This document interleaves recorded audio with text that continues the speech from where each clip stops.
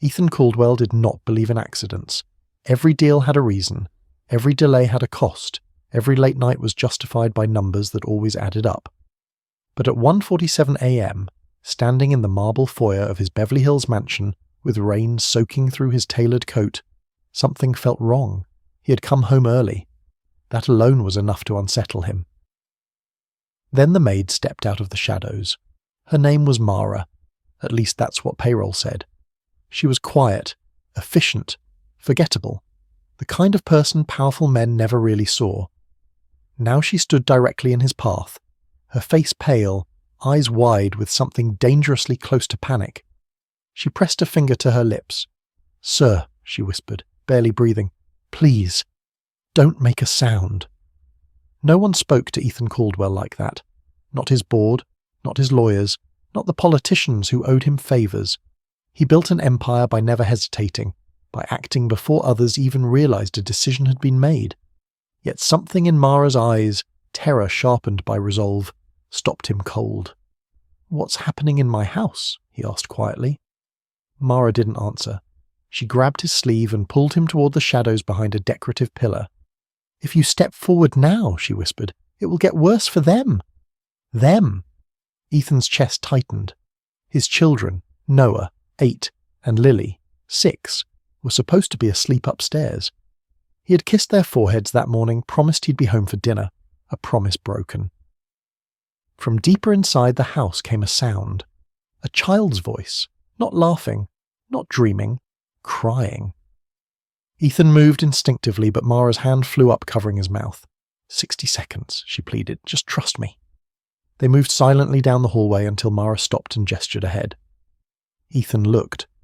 Noah stood stiff near the couch, hands clenched like he was bracing for impact. Lily knelt on the rug, shoulders shaking, tears falling onto fabric worth more than most people's rent. Standing over them was Evelyn Hart, his fiancée, elegant, controlled, the woman business magazines adored.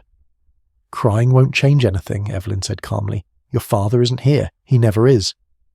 Ethan's vision narrowed.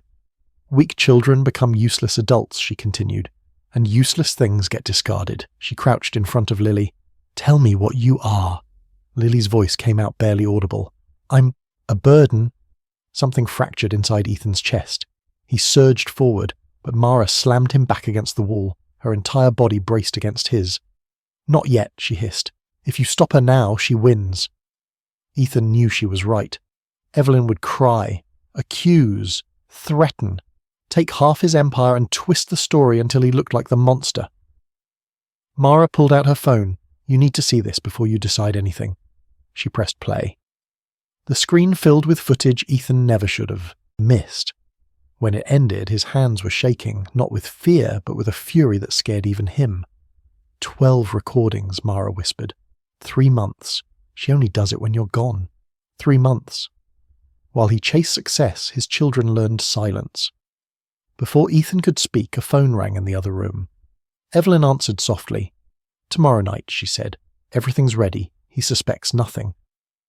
Mara tightened her grip on Ethan's arm. "That," she whispered, "is why you came home early."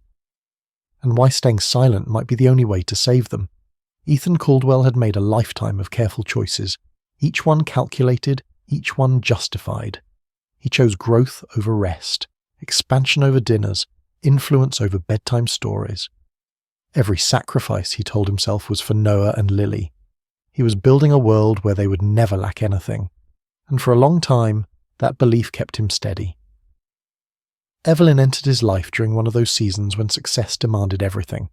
She was composed, brilliant, admired, a woman who spoke the language of power fluently and never asked for pieces of him he didn't have time to give. She admired his drive, encouraged his ambition, stepped seamlessly into the role of future wife, future stepmother, future partner in a life designed for appearances. When Ethan travelled, she stayed behind. When meetings ran late, she reassured him. When the children grew quieter, he assumed it was adjustment. That was the lie everything rested on. Now, hidden behind a pillar in his own house, Ethan felt the first crack split straight through it. Mara's hand was still wrapped around his sleeve, her grip firm enough to bruise. She leaned close, her voice barely audible. "If you go to them now," she whispered, "she'll hear you, and then she'll change the story." Ethan shook his head slightly, disbelief clawing up his throat. "Those are my children." "I know," Mara said. "That's why you have to wait." Before he could respond, the sound came again. A sob, soft, broken, strangled the way children cry when they're trying not to be heard. The confusion drained from Ethan's mind, replaced instantly by something colder and sharper. Fear. That sound wasn't supposed to exist in this house. Not here. Not now.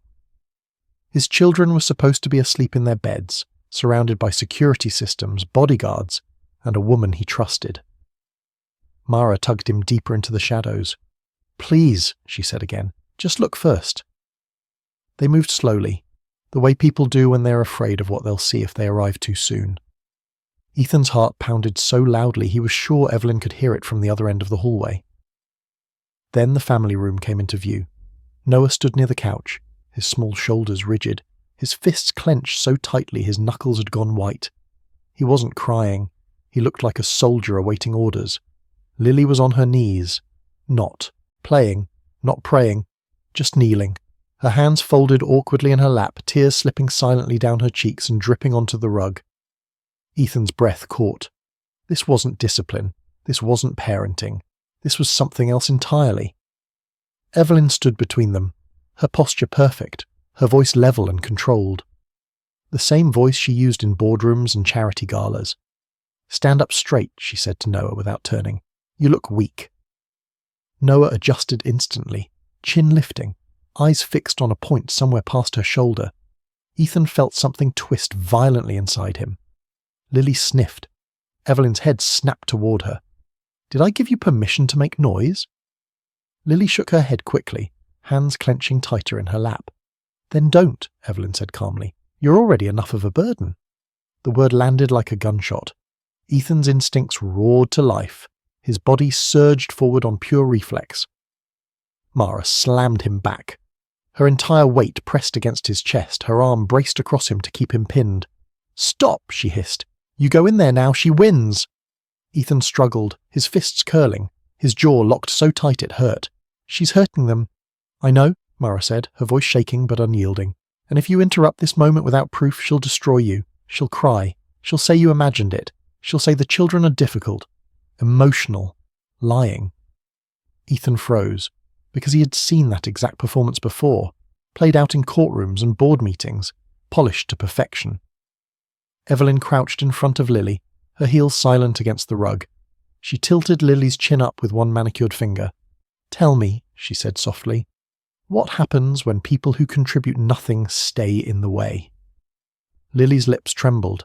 Her eyes flicked toward Noah, searching. Noah didn't move. He couldn't.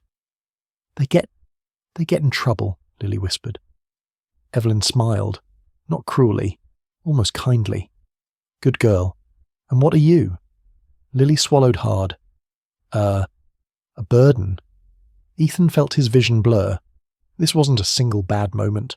This was rehearsed, structured, intentional, and worst of all, familiar. Mara leaned in close.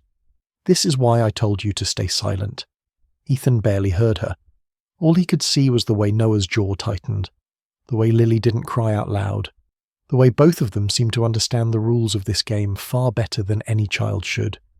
The promise he'd built his life on, the belief that money and control kept them safe, collapsed completely. They weren't asleep. They weren't safe. They were surviving. Evelyn straightened and glanced toward the hallway. "Enough," she said. "Go to your rooms, and remember, if your father asks, tonight was peaceful." Noah nodded once. Lily wiped her cheeks with her sleeve and stood. As they passed the pillar, Noah's eyes lifted. For a fraction of a second, father and son locked eyes. Noah didn't smile. He didn't run. He looked away and kept walking. That silence shattered Ethan more than any scream could have.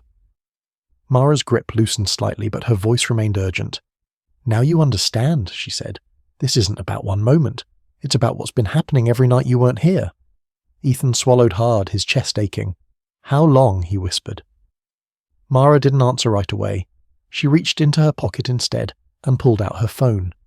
"You're about to hear the part that changes everything," she said quietly. And as the screen lit up in the darkness of his own home, Ethan realized that the sound of his child crying had only been the beginning. The phone screen glowed softly in the darkness, casting pale light across Ethan's clenched jaw. Mara didn't say anything at first. She didn't need to.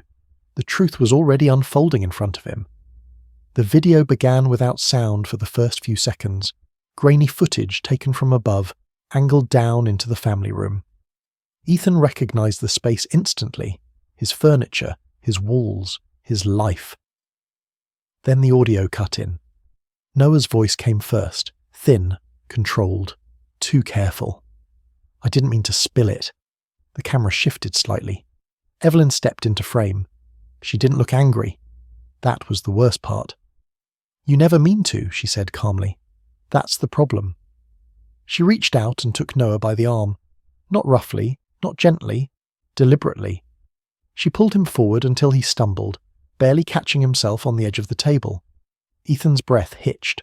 Mara's hand tightened on his forearm, anticipating the reaction. "You see?" Evelyn continued in the video, her tone measured, instructional.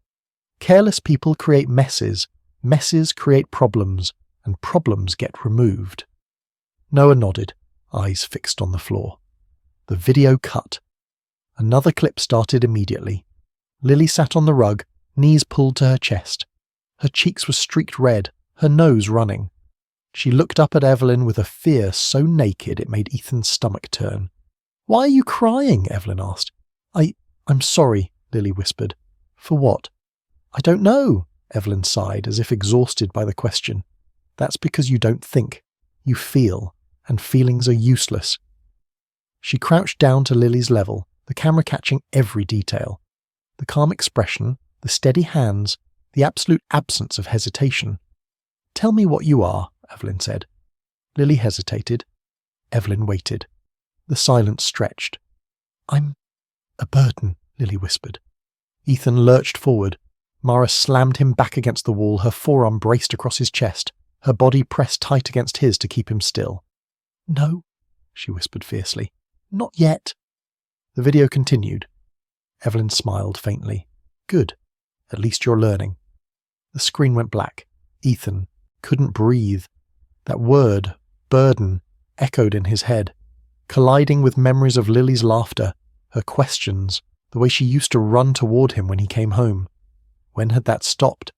When had she learned to shrink instead? "This isn't discipline," Ethan said hoarsely. "This is training," Mara finished quietly. "She's been shaping them." Ethan shook his head, his pulse roaring in his ears. "She loves them. She reads to them. She performs," Mara said, "and only when you're watching." Another video began. This one was worse. Noah stood near the window, shoulders squared. Evelyn paced slowly around him, heels clicking softly against the marble floor. "Your father is weak," she said casually. "He thinks money fixes everything. It doesn't." Noah didn't respond. "That silence," Evelyn continued, "that's the only thing about you that isn't disappointing." She stopped in front of him. "If you ever tell him what happens when he's gone," she said calmly, "he won't believe you. And even if he does, he'll choose me." Ethan felt something break inside his chest. Mara's grip tightened again as his body tensed, every instinct screaming to move, to act, to end this. "She knows the law," Mara whispered. "She knows how this looks without context. A stern stepmother, emotional children, a powerful man with a temper." Ethan squeezed his eyes shut. "How long?" he asked. Mara didn't look away from him. 3 months. The number landed like a physical blow. 3 months of late nights. 3 months of missed dinners. 3 months of believing everything was fine because no one told him otherwise, because his children had learned not to speak. Another clip played. Evelyn's voice again, cool, controlled, certain. "Your mother was weak," she said. "That's why she's gone," Ethan snapped. He surged forward with a guttural sound, fury exploding through him. Mara threw herself fully against him, both arms braced, her voice sharp and urgent. "Ethan, if you go in there now, she will destroy everything. You will lose them. You have to let her finish." His fist trembled at his sides, his vision tunneled. That woman, he said through clenched teeth, was going to be my wife. Mara met his eyes, her own shining with something raw and unflinching. That's the betrayal, she said. Not that she hates them. Ethan swallowed hard. It's that she waited until you trusted her. From the family room, Evelyn's voice drifted faintly down the hall, light, pleasant, as if nothing had happened at all. Ethan stood frozen in the shadows of his own home, staring at the woman he had chosen to protect his children. And for the first time in his life, he understood that the greatest threat to his family had never come from outside his walls. It had been standing beside him the entire time. The house felt smaller after that. Ethan stood rigid in the shadows, his eyes fixed on the doorway where Evelyn had disappeared, her voice already light again, pleasant, untroubled, as if she hadn't just dismantled his children piece by piece. Mara broke the silence. "There's more," she said. Ethan didn't look at her. "I know." She unlocked her phone again, her fingers steady despite the tremor in her breath. "You need to see all of it. Not because it will hurt less, but because you won't doubt yourself afterward." The next video began. A timestamp glowed in the corner of the screen. 2 weeks earlier. 11:12 p.m.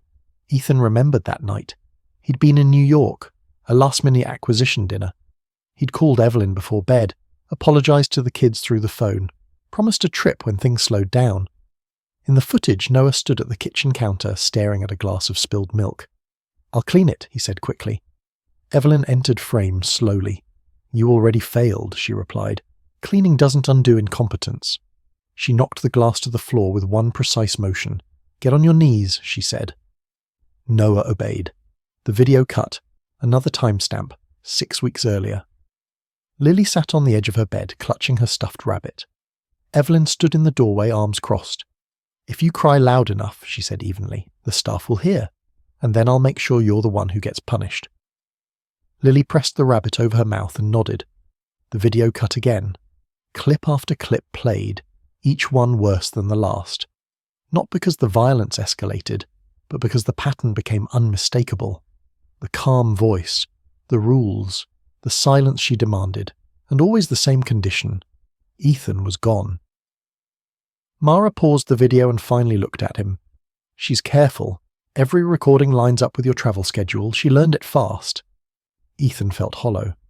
"She waited until they stopped resisting," Mara continued, "until they stopped crying out loud." His throat burned. "Because I wasn't here." Mara didn't argue. She let the truth settle between them. 12 recordings, she said quietly. 3 months' worth. She never slips when you're home. Not once. Ethan leaned back against the wall, the weight of it pressing down on his chest. Every late night, every missed bedtime, every rationalization he'd made in the name of providing. "I built this house like a fortress," he whispered. "Security, cameras, guards." "And none of that matters," Mara said, "if the danger is inside." Before Ethan could respond, a sound cut through the hallway. A phone ringing. Evelyn's phone. Mara's hand shot out, gripping Ethan's arm as they both stilled. From the family room, Evelyn answered, her voice instantly soft, affectionate. "Yes," she said, "tomorrow night." Ethan's pulse spiked. They moved closer, stopping just short of the doorway, hidden again by the curve of the wall. Evelyn paced as she spoke, one hand smoothing her hair.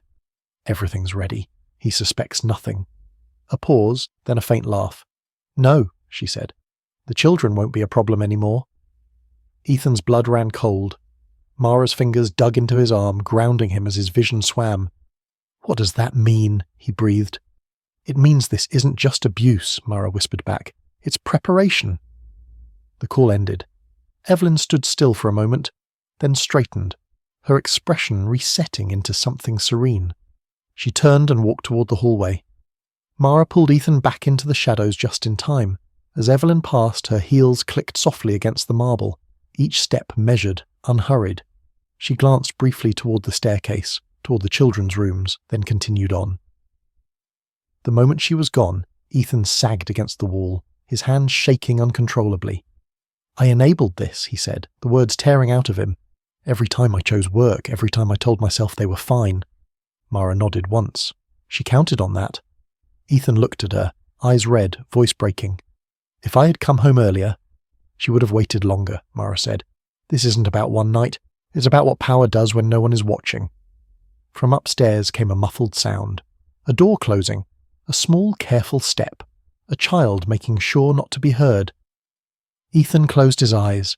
3 months. 3 months his children had lived in fear while he built an empire he suddenly didn't recognize. Mara slipped the phone back into her pocket. Now you know why silence matters, she said, because if she realizes you've seen this, if she thinks she's losing control, she won't hesitate. Ethan straightened slowly, something hard and dangerous settling into place behind his eyes. What happens tomorrow night? He asked. Mara met his gaze, her voice low. That, she said, is when everything ends, one way or another. That, Mara had said, is when everything ends. But the ending didn't come with sirens or shouting. It came with silence. Ethan stayed hidden until Evelyn disappeared into the master bedroom, the door closing with a soft, final click. Only then did Mara release her grip. The house seemed to exhale, but Ethan couldn't. He waited another full minute before stepping out. The hallway was empty, too empty. As he moved toward the staircase, a small figure appeared at the top step. Noah. The boy froze when he saw him. For a heartbeat, they stared at each other across the distance. Ethan opened his arms without thinking, his body aching to close the space between them. Noah didn't move. He glanced once over his shoulder, toward the closed bedroom door, then back at Ethan. His eyes were wide, calculating, not trusting the moment to be real. Ethan's chest cracked. "It's okay," he whispered. "You can come to me." Noah shook his head almost, imperceptibly. Then he raised a finger to his lips, the same gesture Mara had made, and silently he backed away. Ethan stood frozen at the foot of the stairs, arms still open, feeling something inside him collapse completely. The message was clear. Noise was dangerous. Hope was temporary. Trust had rules. Ethan turned away before Noah disappeared from view, his throat burning too badly to risk a sound. Hours passed without sleep. Ethan sat in the dark of the guest room replaying every moment he'd dismissed, every quiet dinner, every polite answer, every time he'd mistaken obedience for peace. Sometime after midnight, a sound sliced through the silence. A scream.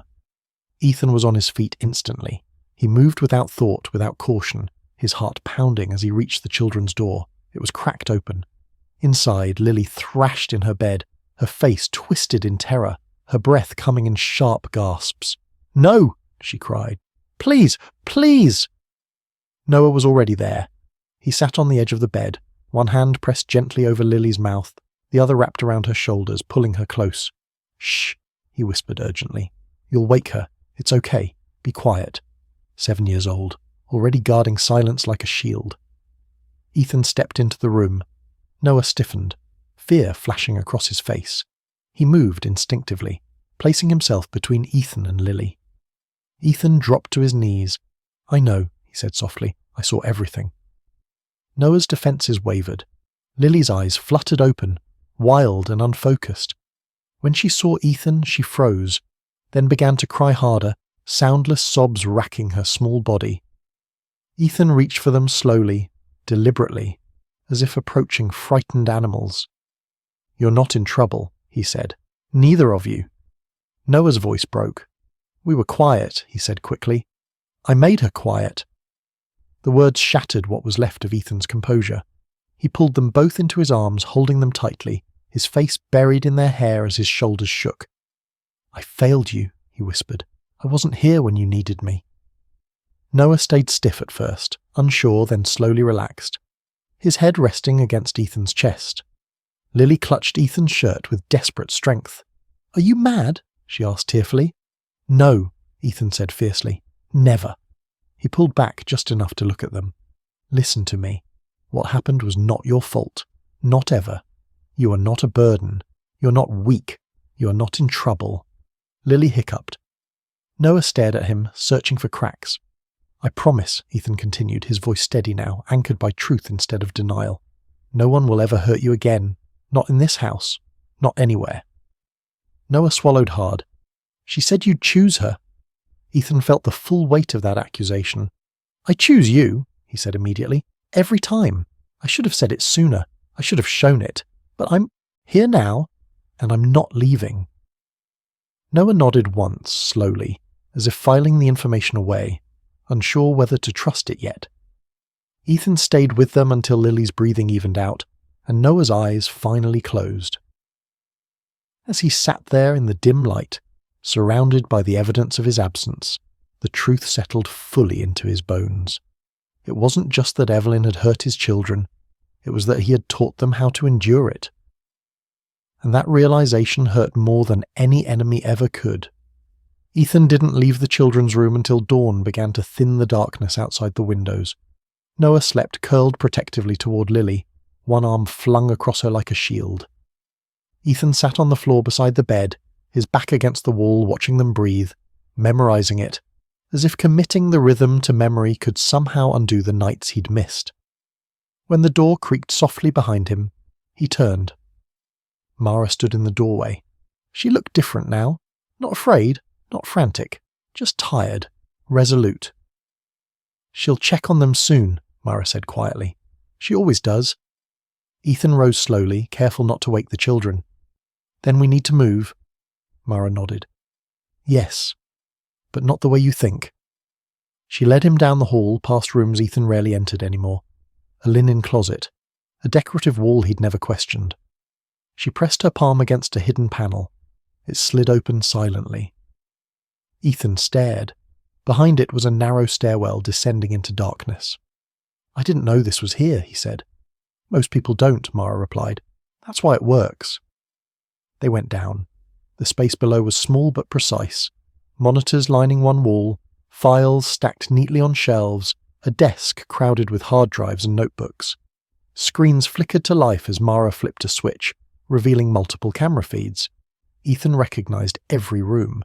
His living room, the hallway, the children's bedrooms, surveillance. "This has been running for months," Mara said. "Redundant backups, cloud storage, timestamps, locations." Ethan stared at the screens, the evidence of his life reduced to silent observation. "You did all this? Alone?" "Yes." "Why?" Mara exhaled slowly, then reached into one of the drawers and pulled out a folded photograph. She handed it to him. A young woman smiled up at the camera. Warm eyes, familiar cheekbones. "My sister," Mara said. "Her name was Anna." Ethan's brow furrowed. "She worked for me." "Yes," Mara replied. "She was brilliant. She handled financial data, internal systems. She believed in what you built. She believed in protecting it." A cold realization crept in. "She refused," Mara continued, her voice steady but tight. "When Evelyn asked her to leak sensitive information, offshore accounts, negotiations, evidence she could weaponize later." Ethan's pulse quickened. There was a break-in, a robbery gone wrong. Mara nodded once. "That's what the police report said?" She met his eyes. "Evelyn arranged it. Anna didn't die because she was careless. She died because she wouldn't betray you." The room seemed to tilt. "I didn't know," Ethan said hoarsely. "I know," Mara replied. "That's why I stayed." Ethan swallowed hard. "You became a maid." "I became invisible," she said. "The safest place to watch a monster is where no one notices you exist." Mara gestured to the screens. "When I realized she was hurting the children, I stopped thinking about revenge. This became about protection." Ethan closed his eyes. All this time, while he was chasing growth and influence, someone else had been guarding his family with nothing but patience and proof. "You waited for me to come home early," he said quietly. "Yes," Mara answered.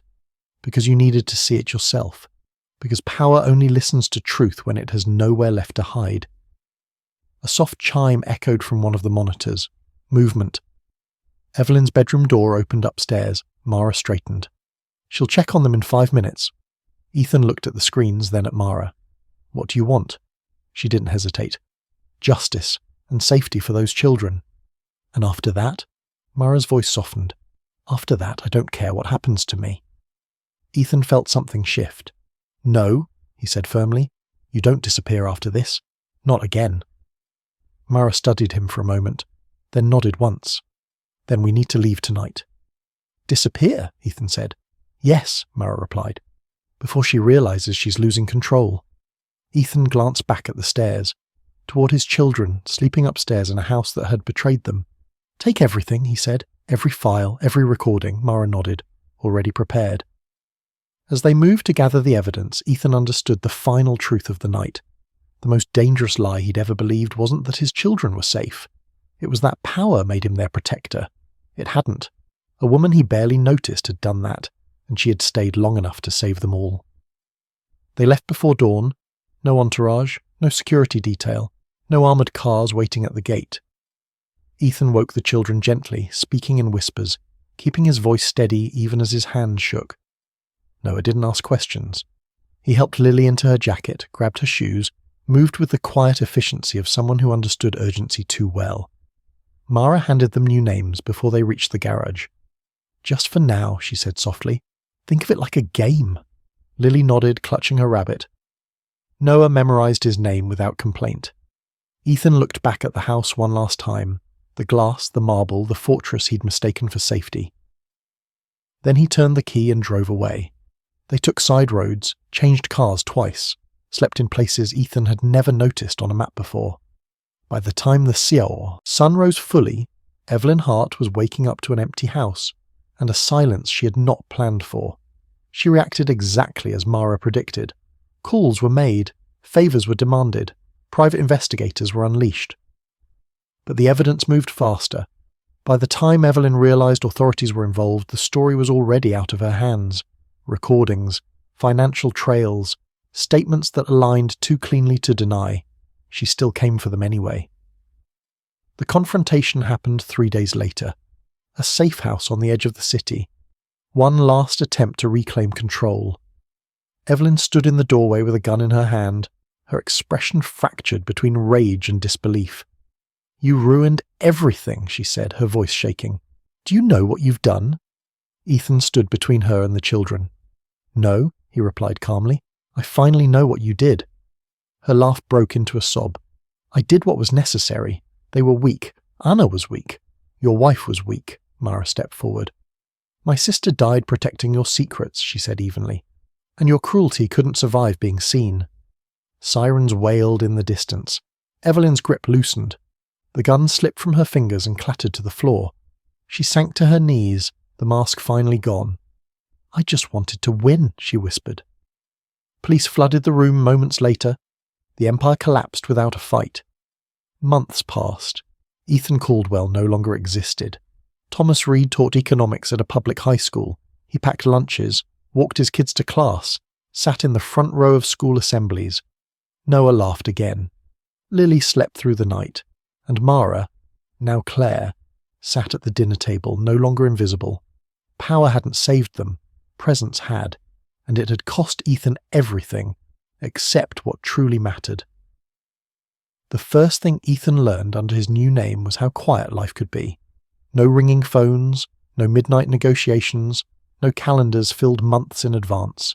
Mornings began with sunlight instead of alarms, with cereal bowls instead of conference calls. Thomas Reed woke before the children, not because he had to, but because he wanted to. He packed lunches with care, cutting sandwiches into uneven halves, because Lily liked them that way. He double-checked Noah's backpack every morning, not out of mistrust but ritual, proof that he was there. At school, his students didn't know who he had been.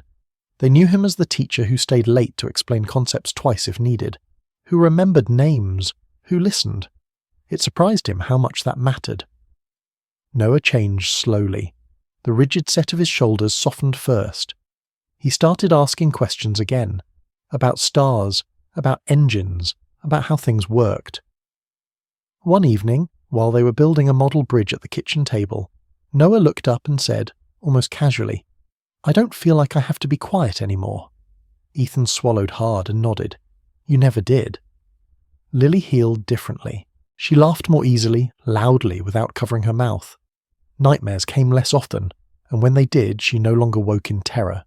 She simply padded into Ethan's room and climbed into bed, warm and certain she wouldn't be sent away. "Stay," she'd whisper. And he always did. Mara, now Claire, never left. At first, she stayed in the spare room as if ready to disappear the moment she was no longer needed. It took time for her to believe she wasn't a contingency plan anymore. She helped with homework, burned dinners, learned to laugh again in a way that startled her. One night, months later, Lily looked up from her drawing and said, "You're not invisible." Claire froze. "I know," Lily added thoughtfully, "because we can see you." Something inside Claire finally unclenched.